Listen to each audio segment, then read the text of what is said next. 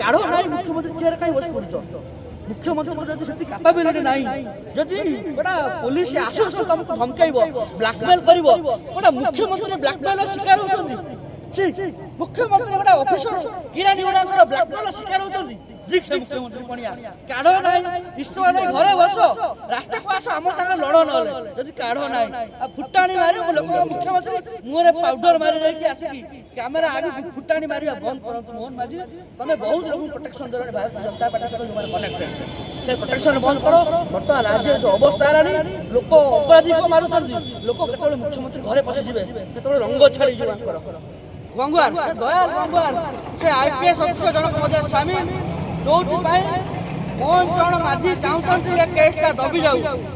ଆମେ ବୁଝିପାରୁନୁ ଯେ ସାଧାରଣ ଗରିବ ଖଟିକିଆ ମୂଲିଆ ମଜୁରିଆ ତାଙ୍କ ଜୀବନଟା କାହିଁକି ଏତେ ଶସ୍ତା ହେଇଯାଇଛି ଲୋକଙ୍କ ମୁଖ୍ୟମନ୍ତ୍ରୀ ପାଇଁ ଲୋକଙ୍କର ମୁଖ୍ୟମନ୍ତ୍ରୀ ଠିକା ନେଇଛନ୍ତି କେତେବେଳେ